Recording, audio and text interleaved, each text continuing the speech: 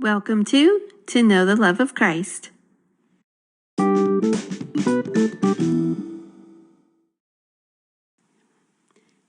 Welcome to Chapter 10. Last episode, we studied Chapter 9, and we discussed how it read like another set of Proverbs.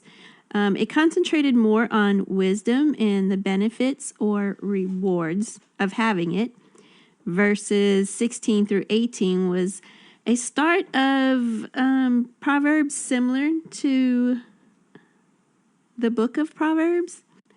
Chapter 10 is a continuation of those Proverbs that last through chapter 11 and most of chapter 12. Here in chapter 10, it's the opposite of wisdom. So Stephanie's going to go ahead and read the 20 verses for us. All right, and this week I am reading from the English Standard Version. Verse 1. Dead flies make the perfumer's ointment give off a stench, so a little folly outweighs wisdom and honor. A wise man's heart inclines him to the right, but a fool's heart to the left. Even when the fool walks on the road, he lacks sense, and he says to everyone that he is a fool. If the anger of the ruler rises against you, do not leave your place, for calmness will lay great offenses to rest. There is an evil that I have seen under the sun, as it were an error proceeding from the ruler. Folly is set in many high places, and the rich sit in a low place. I have seen slaves on horses, and princes walking on the ground like slaves. He who digs a pit will fall into it, and a serpent will bite him who breaks through a wall. He who quarries stones is hurt by them, and he who splits logs is endangered by them. If the iron is blunt and one does not sharpen the edge, he must use more strength. But wisdom helps one to succeed. If the serpent bites before it is charmed, there is no advantage to the charmer. The words of a wise man's mouth win him favor, but the lips of a fool consume him. The beginning of the words of his mouth is foolishness, and the end of his talk is evil madness. A fool multiplies words, though no man knows what is to be, and who can tell him what will be after him? The toil of a fool wearies him, for he does not know the way to the city. Woe to you, O land, when your king is a child, and your princes feast in the morning. Happy are you, O land, when your king is the son of nobility, and your princes feast at the proper time, for strength and not for drunkenness. Through sloth the roof sinks in, and through indolence the house leaks. Bread is made for laughter, and wine gladdens life, and money answers everything. Even in your thoughts do not curse the king, nor in your bedroom curse the rich. For a bird of the air will carry your voice, or some winged creature tell the matter. Wow. I studied both ESV and New King James for this, and both of those have sections that I liked better than the other. Yeah. Yeah, it does split it up differently. Yeah.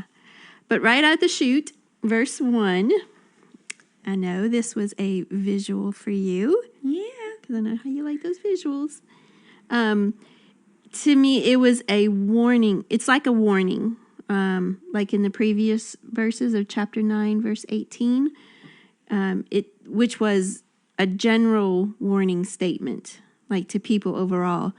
Verse 1 is more of a specific warning, like to self-reflect and self-application. What did you think? Yeah, that picture is pretty Gross. Yeah, gross. And, we don't think about it. And perfumer's ointment would have been like what we'd say like cologne or, it's perfume. Yeah, fragrance. Yes, and so the idea here, from what I could find, is very similar to like one bad apple ruins the whole bunch.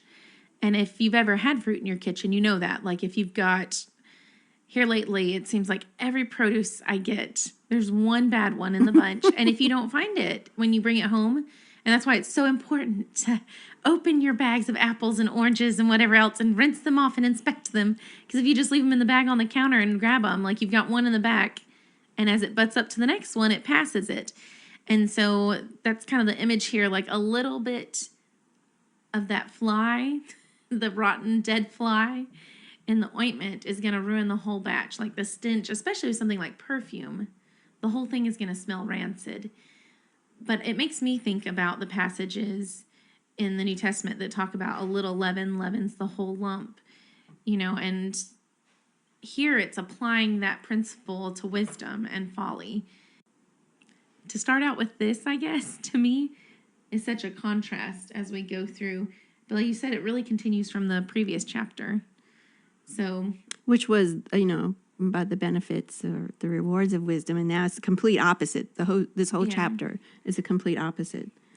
So like 2 and 3, it's examples of how to spot a fool, I thought.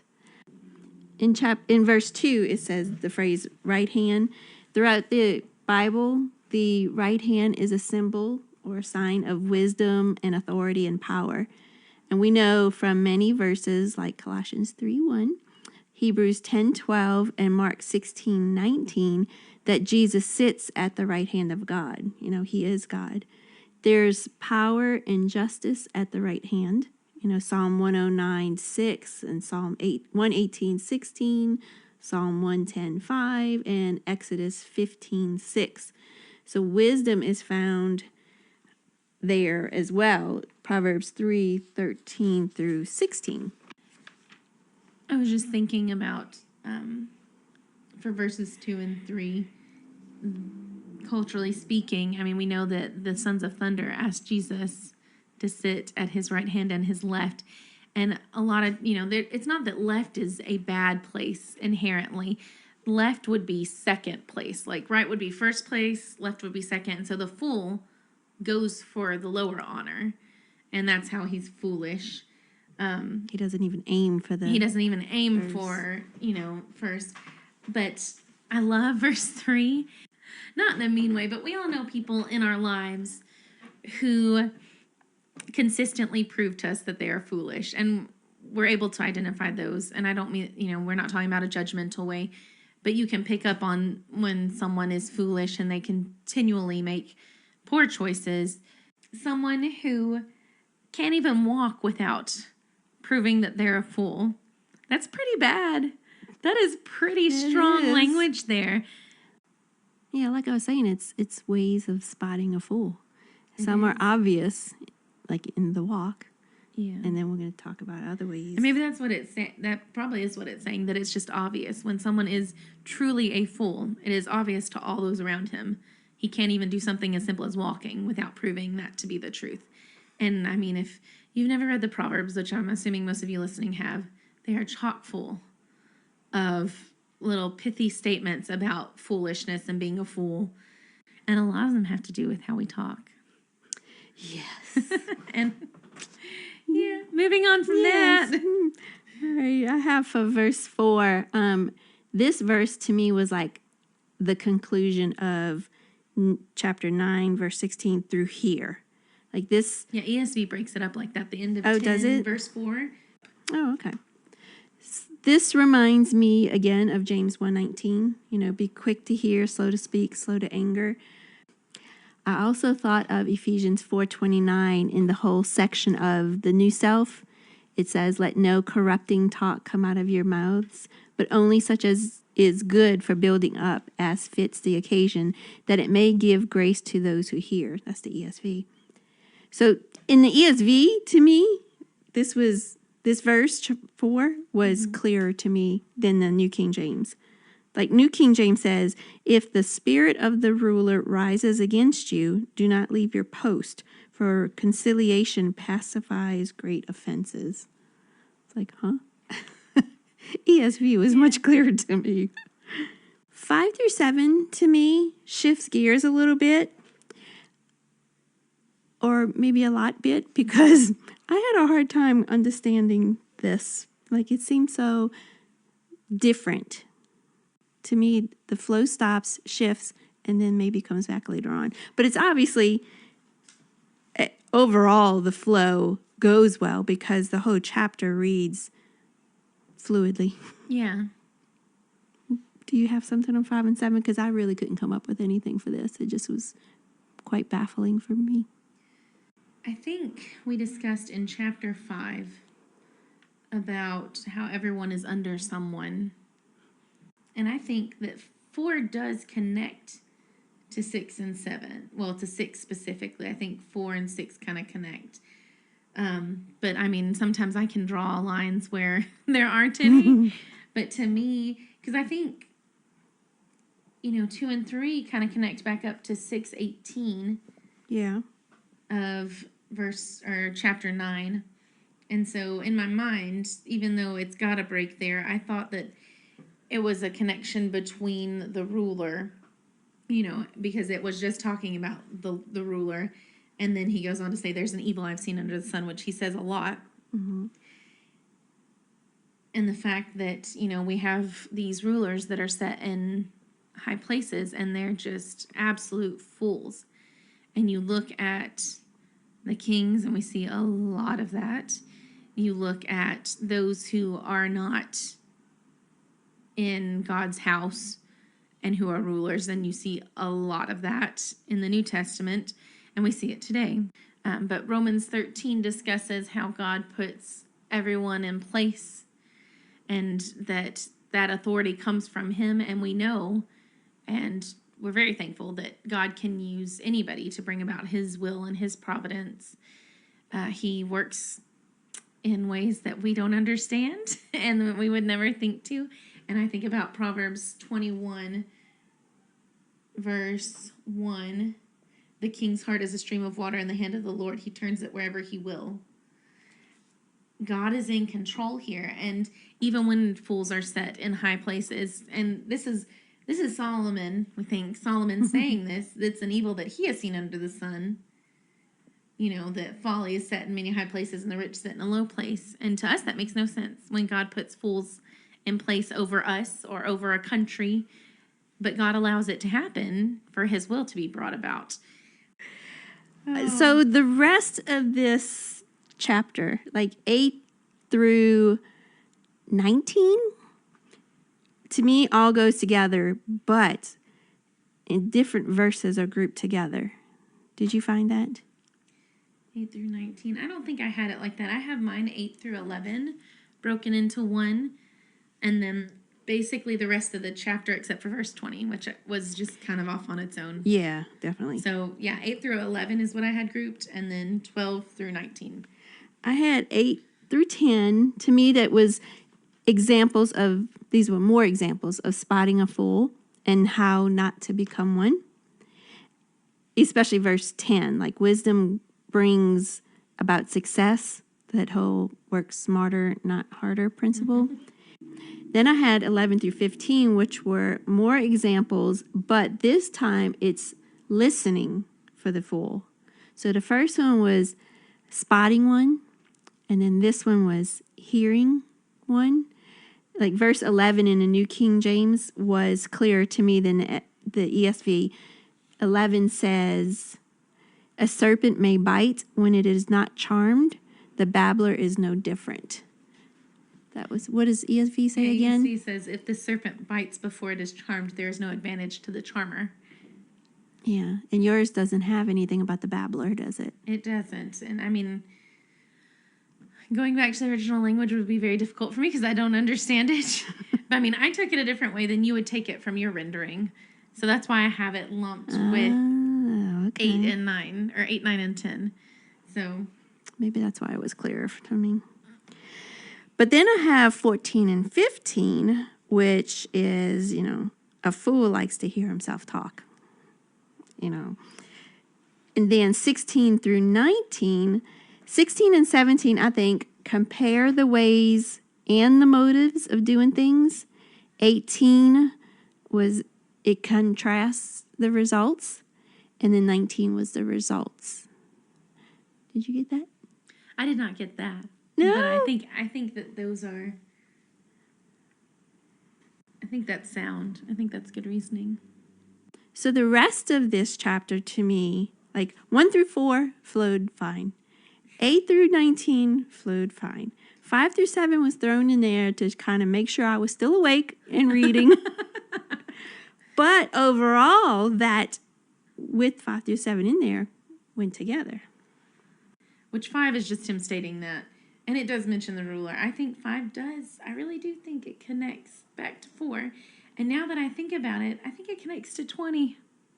Which Yeah, I think maybe this is him packaging it up in a nice bow. You know, like sometimes you'll hear a sermon and they'll start with one point and then they'll go through the middle and then they, like when they conclude, they tie it back to the first thing and it's all packaged beautifully.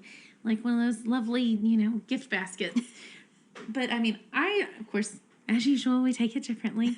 And so I lumped 8 through 11. And to me, these were all agricultural kind of example, or not agricultural. I can't remember. Agrarian. I don't know, but they are common tasks that someone that worked labor would know and do. And so these are ways in which, you know, the common folk? Common folk, but common sense could be employed. Oh. Like when you dig a pit, you know, you've got to be careful not to fall into it. And there are a lot of times that the Bible mentions, you know, pits and falling into them. You think about Joseph being thrown into a pit. But we all know the dangers of a pit. You know, it's not got a way in or out real, like you dig yourself into it, but you've got to be able to get out. So you need another person.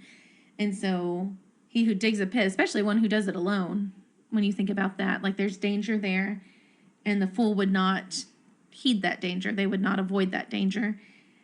A serpent, you know, when you're breaking through a wall, there might be a serpent behind it.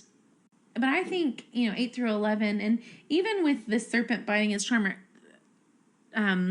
snake charmers were very popular in this day and time. That was a very common thing to run across. And when you think about what a snake does, like if it bites you before it can be charmed, like obviously, yeah, there is no advantage to the charmer in that, whether it's poisonous or non-poisonous, because a lot of that was an entertainment thing. Stupid. Right? It's stupid. I hate snakes. I wouldn't even go watch someone do it. To me, it's hevel, it's folly. Why do we even have snake charmers? But when you think about it, I do think that the way the ESV renders it, I don't know if it's correct, but it does make sense on a practical level. But I think what you said makes sense as well. So I don't know. Y'all tell us. Get in touch with us and tell us what your version says and what you think it means. And I'll do some more digging and see if I can find some stuff. But then I do think that 12 through 15 goes together, and then 16 through 19. I do see that. 12 through 15, all of that is, like you said, about hearing and listening, but also about the fool speaking. One of my favorite proverbs is Proverbs 17:28. You know, even a fool is considered wise when he opens not his mouth. The fool also, I mean, the fool says in his heart, there is no God. We do have that verse. But I think that asking for the wisdom is more of what it's talking about. Saying, you know, feeling like you or thinking that you have it all figured out and you don't need help. You know, yeah, verse 15, he doesn't know the way to the city. He wearies himself, probably because he didn't stop to ask if he saw anyone on the way to the city, but also because he thinks he can figure it out on his own. Didn't seek counsel. Right. And that's the way that Ecclesiastes reads this way, the same way that Proverbs does. These are general truths. Mm-hmm. You know, they don't apply to every single situation forever, but they are common occurrences, general statements. You know, bread is made for laughter, wine gladdens life, and money answers everything. Which I think that's a very worldly view, which it's coming from Solomon. And while he had wisdom, he was also very worldly. So, but then he wraps it up. Well, I say he wraps it up. They have put the chapter break here after 20. Even in your thoughts, do not curse the king, nor in your bedroom curse the rich, for a bird of the air will carry your voice, or some winged creature tell the matter. This verse right here, and you know, with the temperature and the culture of modern politics, this verse strikes many, myself included. You know, in the Old Testament book of Exodus, when God is giving Moses the law, which is more than just the 10 Commandments, chapter 22:28 reads, "You shall not revile God, nor curse a ruler of your people." You know, David in 1 Samuel chapters 24 and 26, he didn't harm Saul when he had the opportunity because he viewed Saul as God's anointed. Also, 1 Peter 2:13 through 17 says a lot, but I'll read it anyway. Be subject for the Lord's sake to every human institution, whether it be to the emperor as supreme or to governors as sent by him to punish those who do evil and to praise those who do good. For this is the will of God, that by doing good you should put to silence the ignorance of foolish people. Live as people who are free, not using your freedom as a cover-up for evil, but living as servants of God. Honor everyone, love the brotherhood, fear God, honor the emperor. That was the ESV. And then also, we mentioned Romans 13, 1 through 7. So, this verse, even though he might be talking about himself, maybe, is like that general overall statement. We have to still honor who God puts, like all that you said earlier, how he puts people into power, whether they're fools or not, to get his will accomplished. And that's a hard thing to do sometimes. And that's the importance too of, if you think of the church, the importance of leadership. I mean, that's more important than government stuff, I would say, because it's the church. I mean, the wisdom the leaders need to shepherd God's people. I mean, we don't want to see them walk like fools. Right. And for us, that's closer to home. Mm-hmm. We are in the church, and so we are directly involved there, whereas politically, we are part of the machine, so to speak. But it's a much larger, and unless we are in office, and there are Christians who are. Sure. But and there's nothing wrong with that. No, it's a little more distant. Yeah. But as Christians, it's about our whole lives, how we wrap up into every role. It's not just, I'm a Christian and I'm also this. It's, I'm a Christian, period. And so the way that I act as a citizen reflects on Christ and the church. And the way that we act as Christians within the church, reflects on Christ and on ourselves individually. The things that we do, whether we're fools or we're wise. We know a lot from Romans 12 and 1 Corinthians 12 about our roles in the body. But I think, for me, verse 20 reminded me of chapter 7, verse 21, where it said, don't take to heart all the things that people say, lest you hear your servant cursing you. Mm-hmm. Your heart knows that many times you yourself have cursed others. I just thought, that ties back to that. But it starts out, even in your thoughts, do not curse the king, which nobody can hear your thoughts. You and God alone know your thoughts. But not even in your bedroom, curse the rich. So it starts out with thoughts, and then it goes on to, not even in the privacy where you would be alone. Do you say it out loud, lest a bird hear? But we know that the heart and the mind are synonymous to the Christian. And if we're not protecting our heart, Matthew 12, but that section where Jesus calls them a brood of vipers, how can you speak good when you're evil? This is verse 34, for out of the abundance of the heart, the mouth speaks. And so this idea that what we're feeding and what we're putting in our hearts and our minds, even in your thoughts, don't curse the king, because eventually it's going to come out. And that's why verses like Philippians 4:8 are so important. I'll just go ahead and turn there and read it instead of messing it up, because I know I will. But it says, which it has its own context, but I think this principle applies.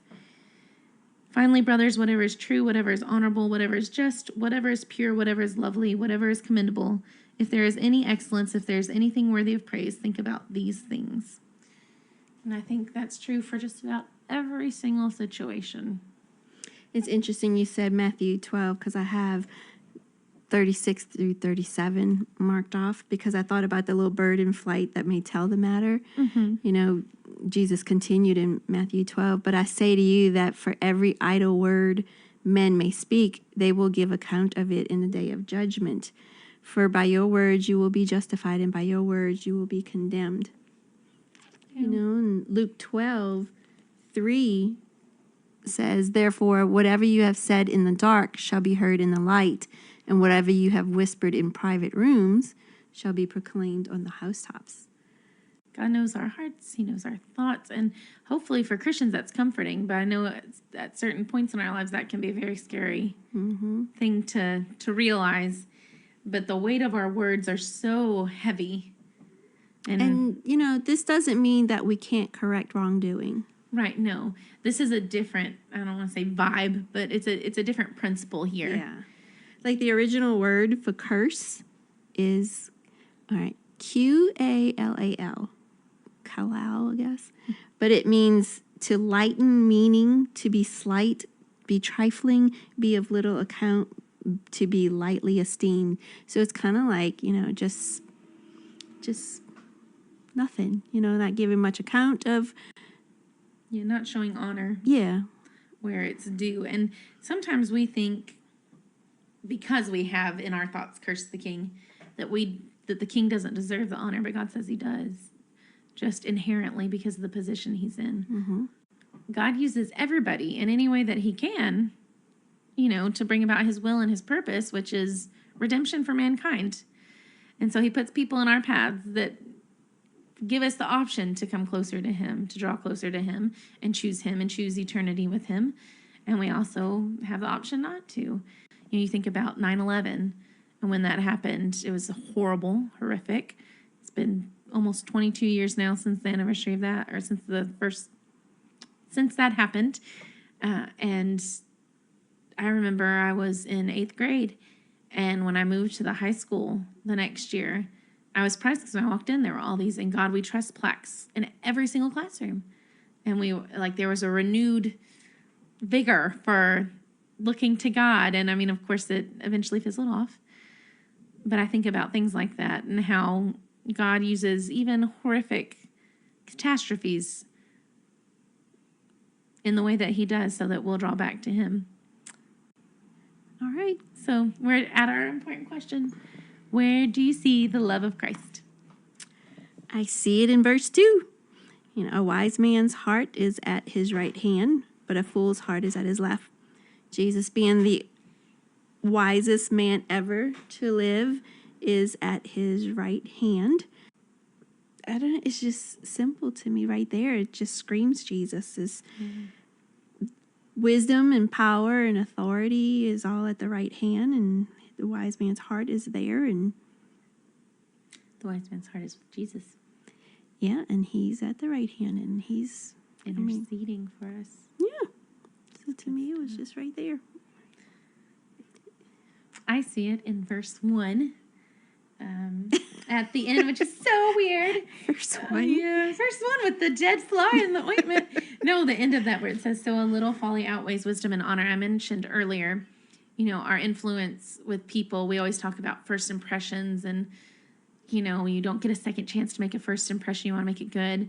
But I also kind of touched on relationships, and you build those and you build trust. And, with people, when we show them how foolish we can be, sometimes it erases all the good we've done, the whole relationship. One foolish mistake can ruin everything. It topples the whole tower.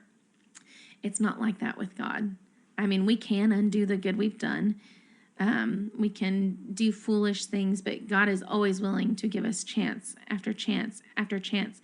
And when we have the blood of Christ on us, that outweighs the folly every single time.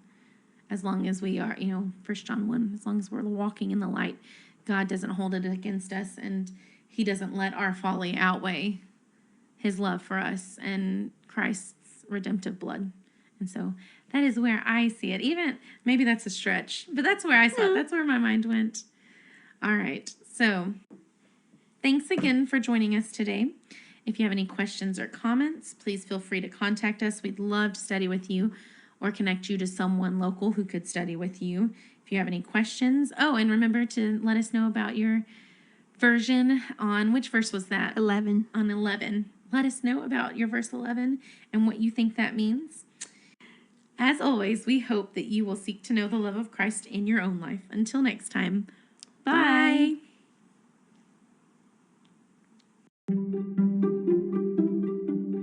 If you like this episode, be sure and share it with someone. In doing so, you're sharing the love of Christ.